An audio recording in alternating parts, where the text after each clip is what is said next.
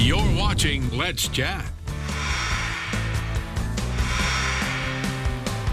Good morning and welcome back. Again, we get to spend a few minutes with 3rd District Congressman Chuck Fleischmann. Going to pick his brain on a number of topics. First of all, Congressman Fleischmann, thanks again for joining us. Chip, it's a pleasure. Last Wednesday, you were there as Ukrainian President Zelensky delivered his speech, to which you members of Congress gave him a standing ovation.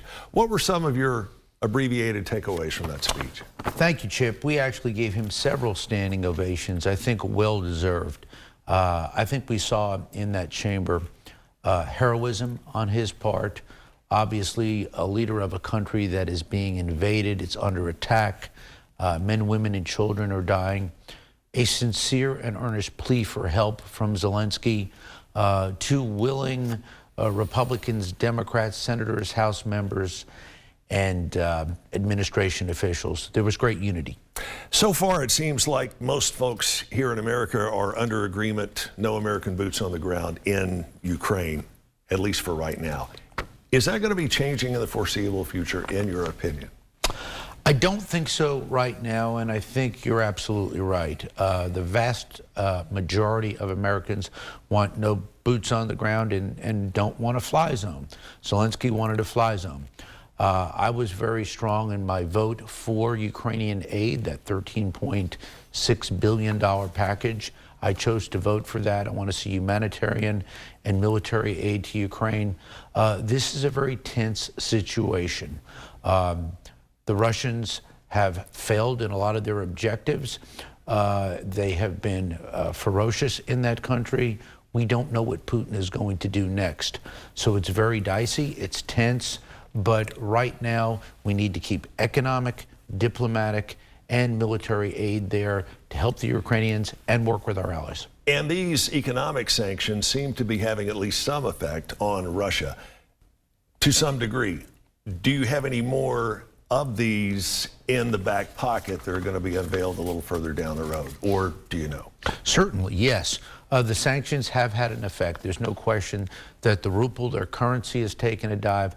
Their oligarchs, who would be known as their ruling elite, have suffered greatly under these sanctions. But it's a situation, Chip, that we are monitoring this. No question that oil is a commodity. That price has been affected globally. There are certain things I think that we could be doing in this country to address that. But having said all that, we're going to need to keep all of the economic, diplomatic, and other pressures on Putin because he has not backed down yet. It's my sincere hope he realizes the error of his ways and backs off this. But right now, he's not doing that. Last time you were here, we talked about Putin probably having dreams about reorganizing the previous Soviet Union as it was years ago. Is it, do you think it's a foregone conclusion that Russia is going to be successful in their invasion of Ukraine? No, I don't. Obviously, they have wreaked havoc on Ukraine, a sovereign nation. This was an unprovoked attack.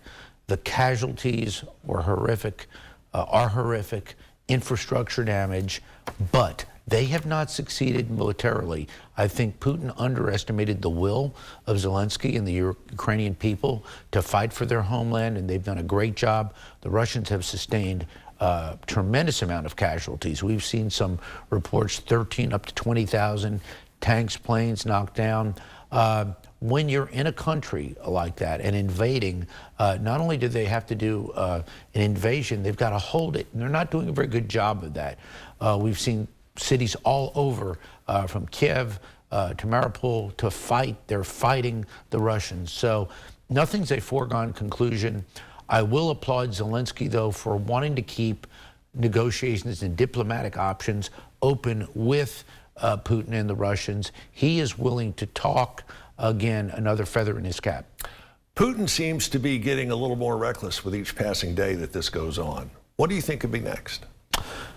He's losing. He has lost this battle, not only militarily, even though he is in that country. I think at home he's lost the public relations battle. No question, internationally, he has lost this battle. Even the Chinese are giving humanitarian aid now to the Ukrainians. So the world has basically said no to Putin and Russia on this invasion, and I think the world is right. The United States has stood up in a very unified way. I've never seen such unity in my tenure in Congress with an avowed no towards Russia. So will he begin to get more frustrated? Yes. That's why we have to watch this. We need to keep pressure on, but we always need to look for ways to try to regain the peace. We've seen the horrors of war. War is horrific. It kills people, it destroys countries, it's wreaked havoc on Ukraine. We need to look for peaceful options. I hope they're there. Speaking of China, what should the United States demand of China? They haven't failed to condemn Putin's actions yet. Is that a silent endorsement of go ahead, or what? What should the United States demand of China?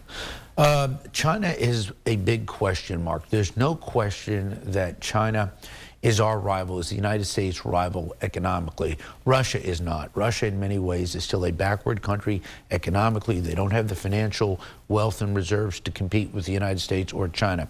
China is a very different situation. China is competing with the United States everywhere, in the nuclear realm, in which I'm involved. Economically, their economy is large. And when they weighed in, they did at least weigh in with humanitarian aid to the Ukrainians. I think that was a step in the right direction. I wish they would have condemned Russia more, but they've got an agreement. I'm not going to call it a treaty. They've got a long-term agreement with the Russians, the Chinese do, to cooperate. Historically, there's always been a dicey relationship between Russia and China, even when both countries were avowed communists. Russia kept so many troops on their border historically when they were the Soviet Union and China. So sadly, they are working together better. But China needs to condemn Russia on this. I think China's watching the United States to see how we will react, because China has been, unfortunately, very aggressive in its sphere of the world. Congressman Chuck Fleischmann, thank you so much for joining us this morning. We appreciate your time and your invaluable insight on the things that are going on that many of us just have a hard time grasping. Thanks for breaking it down for us. And you got a busy week ahead, right? You're heading down to the Republican convention in Florida. Is it this week? The Republican Policy Convention for the House later this week, absolutely. I'll be here today and tomorrow meeting with our constituents.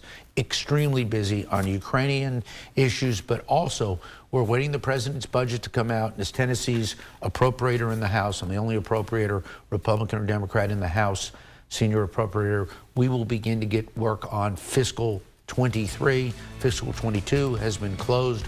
We did very well for the 3rd District. Absolutely. Congressman Chuck Fleischmann, thank you so much. Always a pleasure. Now, if you want to get in touch with Congressman Fleischmann's office, it's easy to do so. You can get in touch with him through Facebook or fleischmann.house.gov. That's fleischmann.house.gov. We'll be right back after this.